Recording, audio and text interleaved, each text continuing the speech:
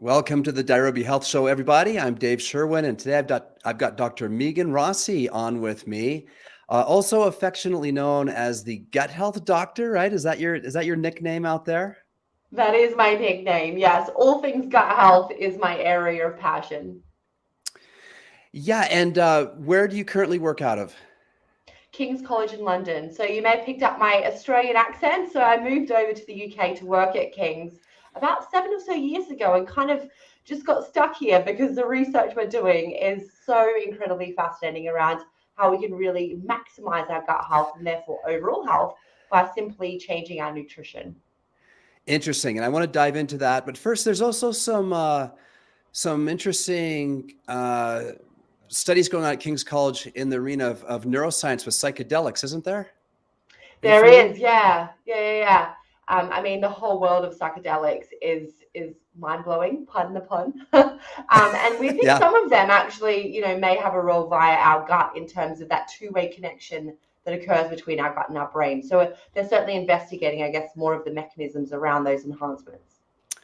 Interesting. I'm glad I mentioned that. I can't remember who I was listening to. I think it was on the Sam Harris podcast. There's a either a PhD candidate or a teacher there. I can't remember, that's involved in these studies, and it's really interesting stuff. And of course, it does play closely into what you're doing. I mean, these are plant compounds, and of course, while most plants are benign in terms of what they do to us mentally, they're not totally benign. I mean, there's this whole entire, world and universe of phytonutrients and chemicals in plants, right?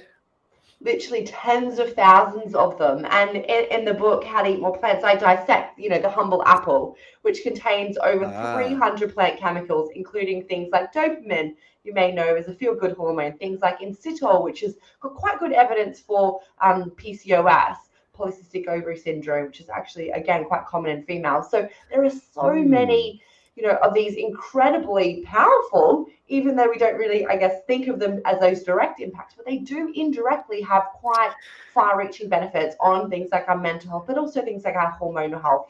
That's a simple apple. If we extrapolate that out to the thousands of other plant species out there, you start to get an idea that Mother Nature is, pretty savvy with all of these plant compounds that she's produced.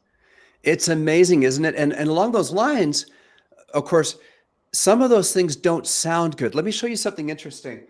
Um, this is an organic greens powder. Now, for many people, they're not getting enough plants, not eating enough plants, and so one of the hacks is to at least supplement your diet. We wouldn't replace our diet with powders, our greens with powders, but to just make sure we get enough. I think it's a great practice to have a greens powder in the cupboard to be able to make sure you're just covering the bases, right? Well, this particular one, if you sell it in California, it has to have a sticker stating something about shouldn't be taken by lactating mothers or something like that because it has arsenic. Now, an apple has arsenic, right? And and so when you get down into the weeds, when you really break down the chemical components of some of these things, they actually contain some things from the periodic table of elements that don't sound like we want to eat them, right? And so that's also an interesting side of this is we can get bureaucrats who don't understand issues like this, who think in a very shallow kind of way and go, oh, wait, there's a trace amount of arsenic in that vegetable powder. People shouldn't eat it. And so if we really see the entire list, of course, most of these things are very healthy. But again, when you really get into the weeds, we're getting down to the periodic table of elements at some point, right?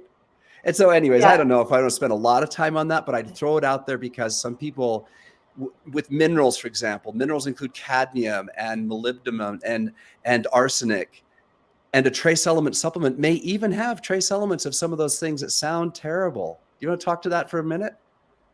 Yeah, look, I mean, I'm a big believer in, as you mentioned, kind of like whole foods first, because I think Mother Yeah, Nature's packaged them in a very safe way, right. in terms of making sure that, the little bit of arsenic in apple seeds, for example, unless you're going to have, a whole, ton of apple seeds, is going to be completely safe. Right. And And I think we can, look in the kind of the food industry realm, and an area we're actually investigating at King's is food additives.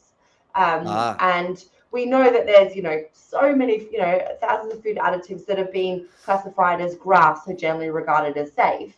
But actually, all of those studies were done before we understood of our bacteria component that lives within us, those trillions of bacteria. And so actually now we're getting requests from, the European Food Safety Authority, and I'm sure FDA is also looking at this, getting us to retest in the scientific world these food additives and having a look at how they're impacting our gut health.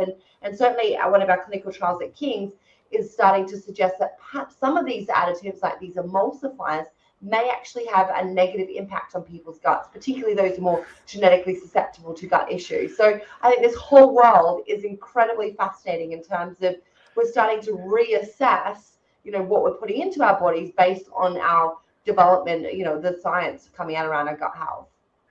Yeah, I mean, it leads to all kinds of issues. For example, I sell natural products. It's what I do for a living. The Diarobi Health Show is based on our store, diarobi.com.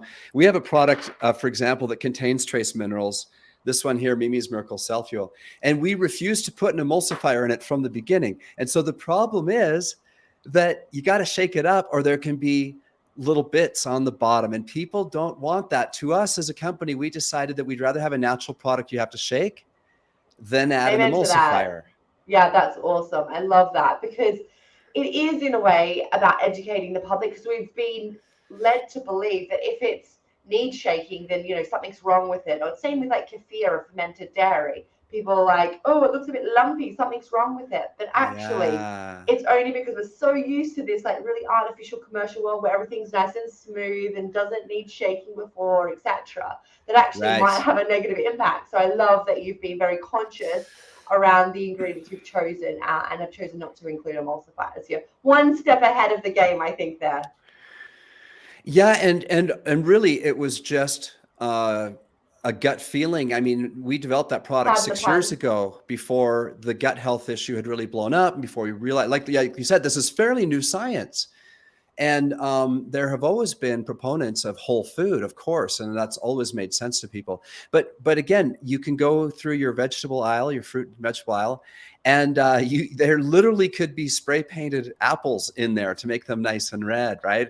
Again, it's supposed to be grass, generally regarded as safe, and it's not like the same spray paint you'd paint a room with, but still coloring things, taking out imperfections, making everything look perfect. It is part of the battle, because in a perfect world, you would love it if everyone you were teaching would go to the store, spend most of their time in the fruits, vegetable aisle, and maybe with some nuts and seeds and other things like that, and be able to trust that what they're purchasing there is going to be healthy for them, right?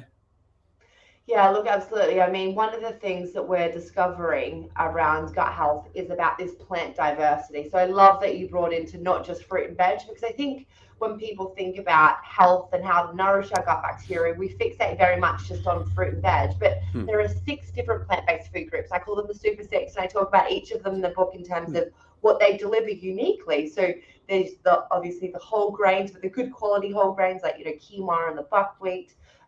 Then you have your legumes, your beans, your pulses like chickpeas, lentils, your nuts and your seeds, your fruit, your veg, and your herbs and your spices. Now, each category actually provides our bodies and gut bacteria with a range of different nutrients and those phytochemicals that uniquely feed the different gut bacteria. So we actually see people who eat at least 30 different plants in their diet have better gut health than those who eat the same types of foods on repeat.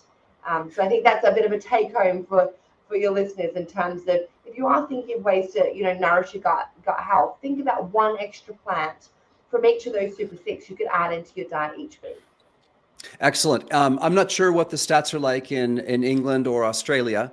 In the United States, most people average about 2.3 servings of vegetables per day. And of those, the vast majority of those veggies are from the potatoes, carrots, or corn group. Those are the cheap, easily accessible vegetables. Those are the type of vegetables you get if you eat at a restaurant. Those are the types that are, let's face it, it's affordable for a family. I totally get it. You're out shopping. You need to feed the family. It can be expensive to feed a family. There's nothing like a big bag of potatoes to get a lot of bang for your buck.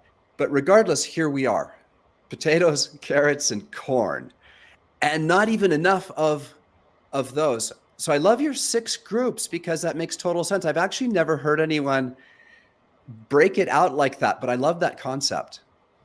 Yeah, look, I think it's just about like reviewing where we are in terms of our understanding. And in the UK, in Australia, and I think it's similar in the US. We're very much, the government guidelines are very much about fruit and veg, fruit and veg. But actually, this amazing study came out just a couple of weeks ago. I think it was actually out of the US, actually. And what they did is they showed that we could add over a decade to our lives by adding in more of these super segs.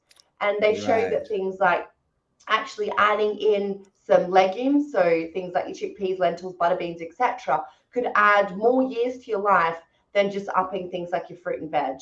Not that legumes are any more, I guess, powerful or special. It's just that they are very different, and we don't tend to eat much of them in our diet, despite them actually being incredibly affordable. And I think one of the barriers that I Right. certainly see in my own clinic is that people aren't sure how to cook with them, and they think, oh, they're a bit gross and slimy and plain and boring. And that's something I do in How to Eat More Plants, in terms of bringing in these really cheap and accessible ingredients into recipes that still taste delicious. Like I've got one of the recipes is a spinach and ricotta stuffed ravioli, or pasta shells essentially. And what I've done Hmm. is taken out half of the cheese and added a can of mixed beans, which actually reduces the cost of the overall meal, but also adds in those prebiotics and other hundreds of plant chemicals, which we know feed those gut bacteria to improve things like your mental health, your skin health, heart health, etc. Legumes kind of had a bit of a resurgence here in the US after Tim Ferriss published his book, The 4 Hour Body. And he created a diet called the slow carb diet, where he really pitched legumes hard as a really great way to switch from low quality carbs to a better quality carb. And of course, beans make up a lot of, when people think of legumes, beans are a big part of that whole family. And there, when we talking about gut health, a lot of people just feel like, well, it's going to make me gassy. I'm going to be bloated. I just don't want beans. And he argues that the only reason why legumes have that effect is because you just don't eat them enough, but that your body quickly adapts. Have you had to deal with this in your coaching and teaching? Yeah, look, absolutely. I see a big barrier to eating not just more legumes, but other plants like garlic and onion is because of gut symptoms, whether that's extra gas, Ah, extra bloating, etc.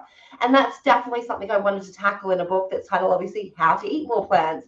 I want to break down some of those barriers. And, it's absolutely about how much you're having as a baseline. So if you go from a little of these plant foods to a lot of the plant foods, what happens is that your gut bacteria have a bit of a party, essentially, because the thing that's in these plant foods, yes, those phytochemicals, but the thing that's more of causing potentially, or definitely the benefits, but also some of these kind of symptoms that people don't necessarily want, is the dietary fiber.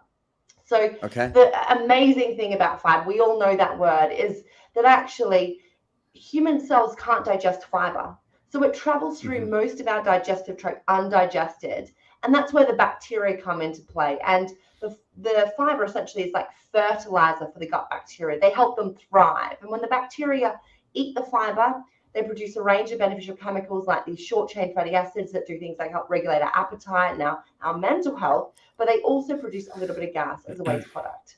Um, so if you're not used to eating many plants and then you go eat a lot, then you get this big burst of gas produced, and your gut bacteria have this frenzy, and your body doesn't know how to deal with that extra gas. So it, Right. it usually kind of gets trapped in your gut, you get bloated, some tummy pain, or even comes out the back end. But there are tricks to it. If you go slow and steady, and I talk about this in my sensitive gut protocol in the book, like literally just 2 tablespoons of legumes in your diet each day and build it up, you won't get any symptoms at all, because what that does is allows your body to be able to adjust over time to that extra gas. And our gut lining then, if you then train your gut, it actually can absorb that gas through our intestine into our blood system and we breathe out the extra gas instead of it coming out the back end. So it is about going slow and steady. And then things like triple rinsing the legumes, it gets rid of some of those gas forming properties. It's known as GOS, so galactic oligosaccharide, which is a prebiotic. It's beneficial. But if you're not used to it, you need to go slow and steady with it. Okay. And you probably won't love this, but I'm just going to share it. It is what it is. I'm a health coach. I teach people. I want them to eat at least 5 to 9 servings of vegetables and fruits every single day. I live that standard myself. And yet, I have found through a lot of experimentation that a couple teaspoons a day of psyllium husk just makes a huge difference for me. And that no matter how many vegetables I eat, I won't have as good a digestion if I don't get those 2 teaspoons. I separate them out. I don't have them at the same time. My first drink of the day, I mix up a greens drink like this right here that has 1 teaspoon in it. And later in the day with whatever else I'm going to drink, I mix another teaspoon. And I'm telling you, if I travel and I don't have my psyllium husk, I know it after about 3 days. Dave, I am so impressed. I am the hugest fan of psyllium husk. Okay. In my first book, Love Your Gut, I actually recommend that anyone with slightly a slower bowel movement take some psyllium husk. There's loads of clinical trials. There's 10 clinical trials which have shown that it can be really transformational in those who have slightly harder stools. But also it has this dual function. If you've got more of something like diarrhea predominant IBS, which affects, a lot of people, it can actually thicken up the stool. So psyllium husk is absolutely one of my favorite fiber supplements in terms of helping people really normalize their stool habit. Okay, fantastic. So you're not, of course I can tell you're a fan of whole food vegetables and those super 6. But now that you have said this about the psyllium husk, are there other supplements or hacks or things that you recommend outside of whole foods that help people in this regard with their gut health? Yeah, look, absolutely. I mean, in the first book I mentioned, Love Your Gut, I actually go through, this kind of flow diagram of all the different strategies that I would recommend for things like if you've got extra gas, extra bloating, extra constipation, etc., as I would in clinic to help people troubleshoot, because I think it's important to realize that everyone's gut's very different. For some people, yes, it's about having the psyllium husk to get their bowels moving more effectively. Other people, actually, it's their pooping position, which, it's crazy. The Western toilet is not built for, I guess, the way that our body is structured to have a really smooth bowel movement. We should be more. Yeah, what's that pooper stool or something? I can't remember exactly. Yeah. You don't need to invest necessarily in that, but just get a phone book or a shoe box underneath, just so you get those knees elevated. It really helps kind of release things there. In terms of bloating and IBS, there is actually quite good evidence for things like peppermint oil capsules. That's shown to help have this antispasmodic effect. So when you've got IBS, your gut can get really crunchy, and peppermint oil capsules have been shown to help release that a little bit. So there's good evidence there for that. I go through quite a range of different strategies, but I think the important thing is if you are having gut issues, don't just live with them. There is so much evidence now for different ways to really get on top of whatever's you're ever struggling with. And in terms of, I guess, the supplement arena, I think particularly those who choose to be 100% plant-based, so go vegan, which I don't necessarily recommend, but actually if you are choosing that for environmental, animal cruelty, etc. reasons, then actually there are quite a few supplements I would recommend, like algae oil supplements to get your omega-3 in, because although there are plant sources of omega-3, like your walnuts and your tofu, your chia, etc., it's not necessarily the high dose and the right type of omega-3 that's beneficial for your gut and your mental health. So I usually recommend that, as well as a few others. Have you seen this pure form plant-based omega? Do you have this in the UK? Ever seen it? No, I haven't. No. Is that yours? Is that? It looks great. It's not. It's by oh my gosh, I interviewed him on my podcast.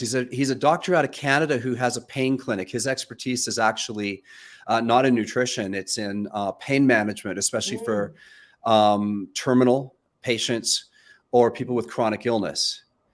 And his research led him to omegas as an anti-inflammatory pain relief solution. And as he dove into that, he ended up, he wasn't the developer, but he ended up working with a supplement company and guiding them on this formulation. I'm a big fan. I'm sure there's other brands that are similar, but part of the argument is that fish harvested from very large fish from a mile deep in the sea aren't something we're evolved to handle very well, whereas our body knows exactly what to do with plant extracts. And so it's just a plant-based omega, which is a bit rare. Most omegas are, of course, fish-based. Yeah, so I think in terms of the plant-based algae oil is very unique. So a lot of the plant types of omega-3, and I'm sure the type that is in that supplement is probably derived from algae because it's got the EPA and DHA, the two longer chain omega-3s, which is really beneficial and unique. Whereas most of the other plant sources of omega-3 are the shorter chain ones, which don't have that same therapeutic benefit. So I love that he's been able to produce that product with both of them in it from a plant-based source. Yeah, and you were already familiar with plant-based omegas, so it sounds like there's probably a similar product that you're using or advising people take. Yeah, absolutely. I can't think of the specific brands, but there's quite a few. As long as it's an algae oil and it's from reputable brands, then I'm very pro it. Fantastic. Well, let's get back to the whole food aspect. Please repeat one more time the 6 categories. And what did you call them again? You kind of had a catchphrase there. Yeah, the Super 6. The Super 6. I love it. Yep. One more time. What are they? Yep. Your whole grains, your nuts and seeds, your fruit, your veg, your legumes, and your herbs and your spices. Fantastic. And is there a certain ratio, or what are you teaching people? Of course, we live in a society where almost no one is eating a balance of those 6. Almost no one, right?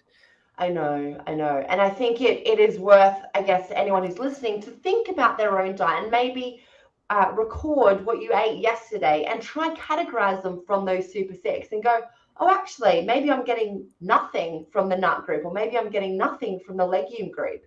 And it is worth trying to most days get in something from the Super 6. So I talk about in the book, I've got a bit of a eating plate where I kind of highlight which ones. So yes, we need more of things like the veg than we do of, the fruits or the nuts and seeds. But it is important, I guess, to start to think about that diversity, because there is just so much research coming through around the importance of diversifying our diets versus eating the same things on repeat, which is so easily done. Yeah. I mean, we're habit buyers. We go to the store and buy the same things.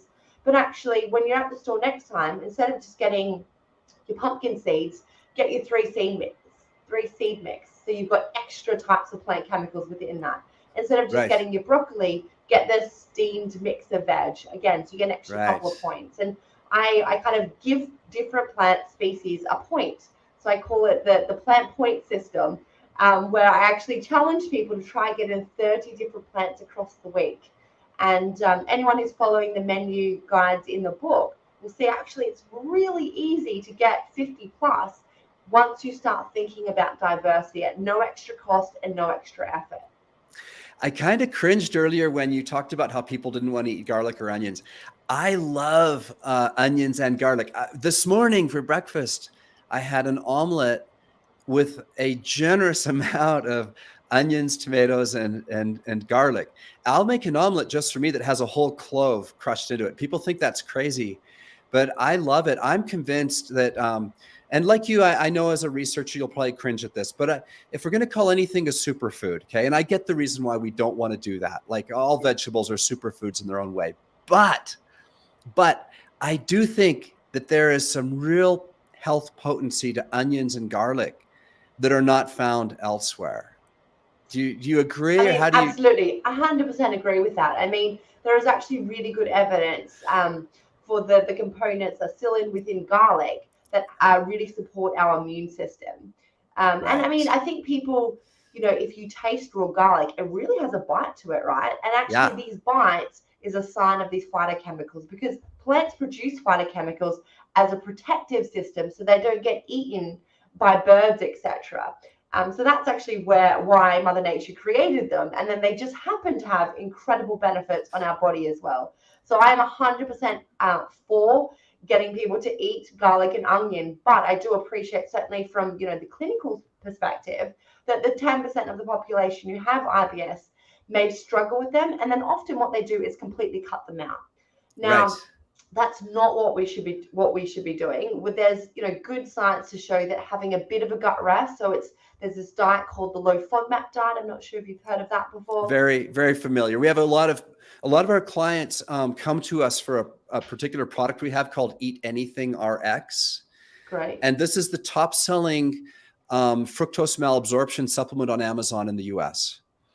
And so that product is specifically designed for people with malabsorption issues, and they come to us, and oftentimes this really helps, but is not the 100% solution. So we have a lot of fans, they order it over and over and over, but we've had to become somewhat expert on what else they may have to do in their diet to overcome malabsorption issues. Yeah, so definitely worth, I hope you have a copy of the new book, How to Eat More Plants. But what I've done is created this FODMAP light approach, because the FODMAP diet, my I already love it. Yeah. Because people hate FODMAP. They can't do it. And it's dangerous, actually. So my team at King's actually do a lot of the clinical trials with Monash University, Monash actually developed the diet. And I've actually shown if people follow the diet for longer than the 6 weeks, it actually can do damage to their gut bacteria, because FODMAP are prebiotic. They feed the gut bacteria. So it should be done just for a short amount of time. And the diet is, as you know, very restrictive. So I came up with the FODMAP light approach, appreciating that not everyone can go and see a FODMAP trained, specialist. So it's just taking up the really high FODMAP foods from people's diets just for a short period of time. And then I help them systematically reintroduce them and teach their gut to be able to tolerate them. And I've been a dietitian for the past 15 years, and there's not one gut that I haven't been able to teach their gut how to increase and be able to tolerate garlic and onion and reap those health benefits from it without those symptoms. So I think that's a really important message to get across, is that don't just cut it out for good. You can teach your gut to tolerate it. I have thousands of customers that need to hear from you. I really do. This is a great fit. I mean, we attract people that have these types of issues in our company. And so it's really interesting They're so common, aren't they? Right? They are very common. They need support. So I love that you've kind of built that community to really, foster that care. Yeah, and they are misunderstood. A lot of people cannot relate to what these people go through. They don't know all the hidden fructose, for example, can be hidden in all kinds of food at a restaurant. So they can go out for what they thought was going to be a great anniversary dinner and come home and be in pain for 2 hours. It's a difficult thing. It really is challenging. And there's a paper, so anyone who doesn't know or doesn't have IBS, I always like to share this paper with them. It was in around 2,000 people, and it was people with IBS, and they said that they would be willing to give up 25% of their remaining life to be symptom-free. That is how debilitating it is. Wow. Yeah, and I just, it's an invisible disease condition, because people don't know other people have it, but it can be so debilitating.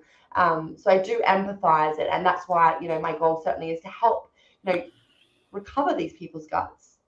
Fantastic. I'm going to make sure as many people hear your message as possible, and your book. Let's hold on the book for a minute. I do want to talk about the book, but before we do, there's another thing I would love to do. And we have resources on our website. I love it when I love creating things like PDFs that a person can print and put on their fridge that help teach them really great principles.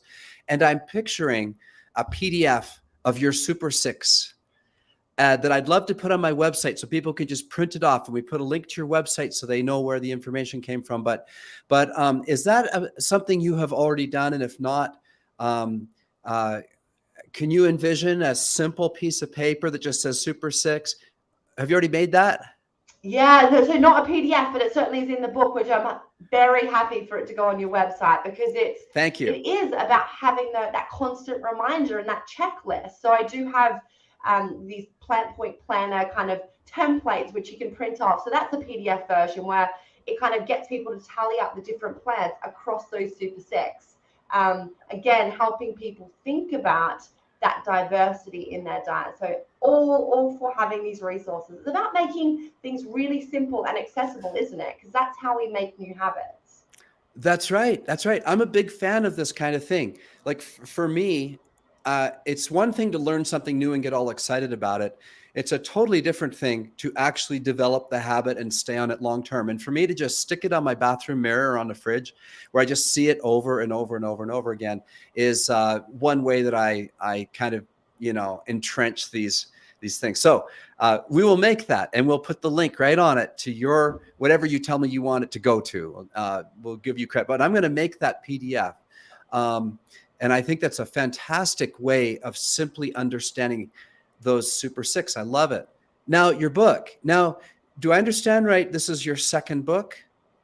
It is the second book, yes. The first one was Love Your Gut, which is essentially about helping people get on top of their digestive issues specifically. So things like, the food intolerances, helping you diagnose if you have, for example, lactose intolerance or gluten intolerance, etc., as well as helping people get on top of things like, the bloating, the heartburn, the flatulence, and all of those things using, I guess, the latest scientific evidence about the key strategies that you can do at home that can really be a game changer.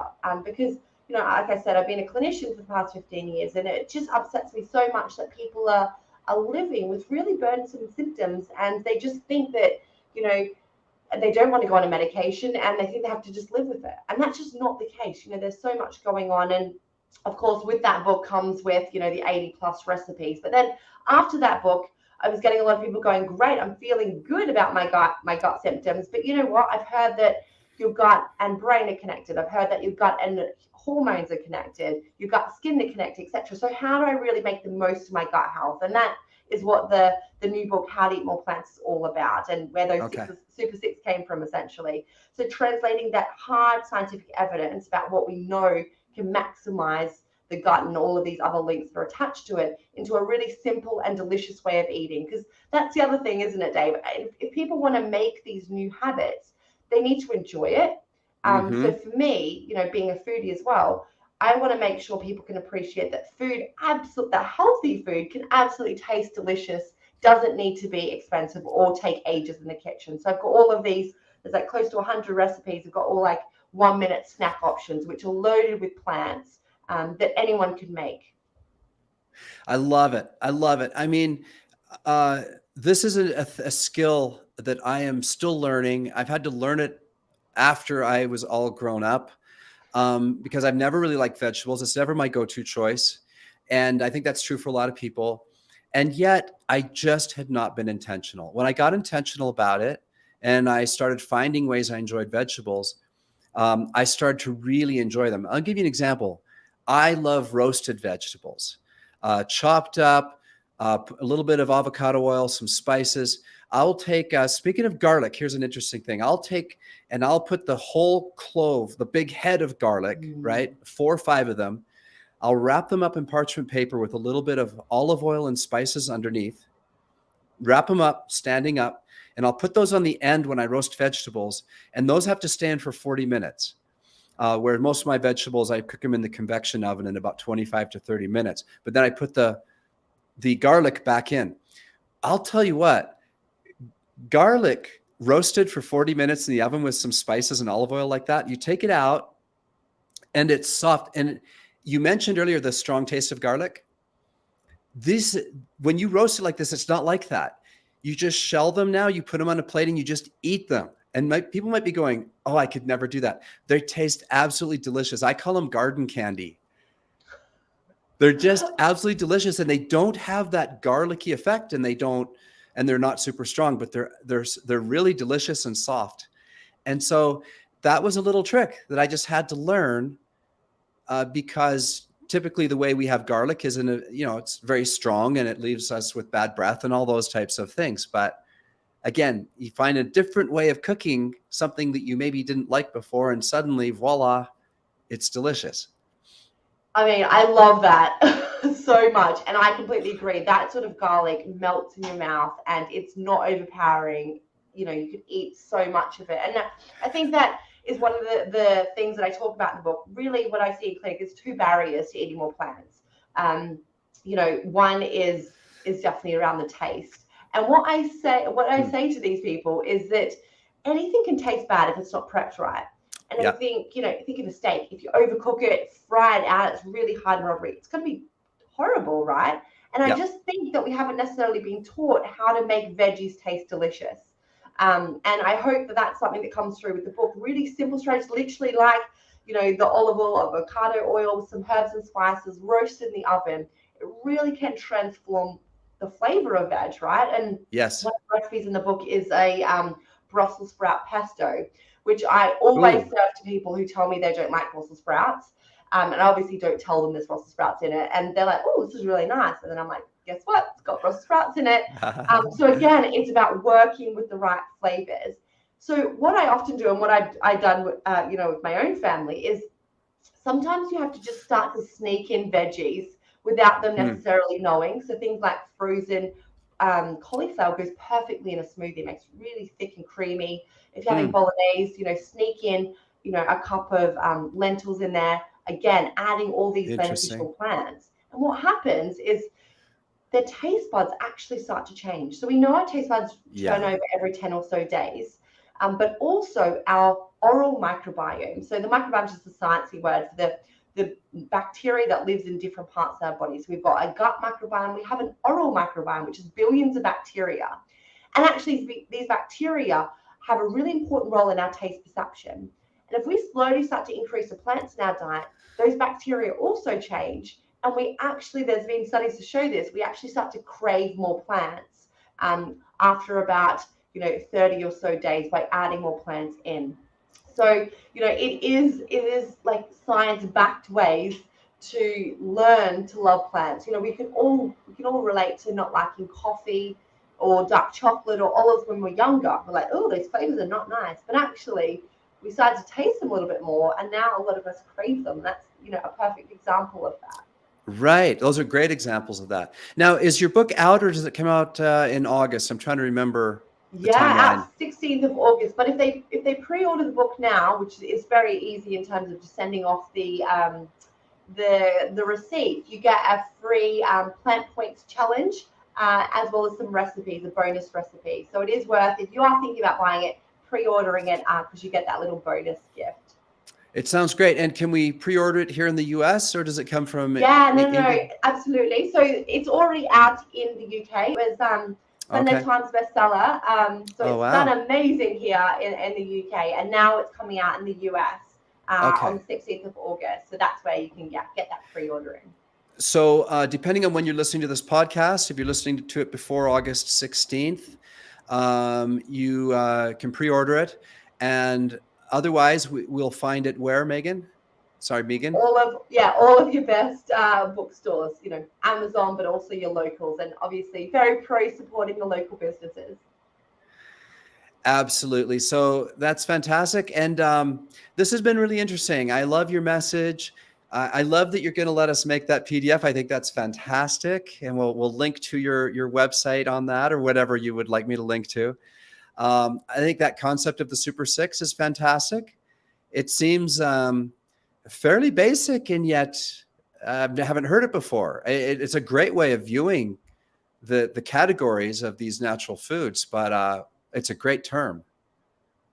Yeah, look, again, it's all based on science, but just, try to package it in a way that we can remember it and we can really implement our lives to make a difference. And that's what I'm all about, that science translation, because, we have the science, we just need to make it more accessible so all of us can improve our lives. I love it. Well, any closing thoughts before I let you go? I mean, in terms of gut health, I just want to make sure that people appreciate it's very accessible. Everyone can improve their gut health. It's simple steps. Just choosing one extra plant that you can add into your diet each and every week can actually have very measurable impacts in your overall health and lives after a couple of weeks. So it's worth, thinking about. Fantastic. And one more time, the name of the book and where they find it. How to Eat More Plants, and you can find it from Amazon and all your local bookstores. Okay, thank you so much. It's been a really interesting episode. I think your message is very important. I'm going to try to improve my own Plant points. nutrition, Count how my many plants plant you have. points. I love it. I'll work on it myself. I'm always a work in progress, just like as I'm sure everyone else listening is. And I'm also going to get the book. So thank you very much. Thanks for having me, guys.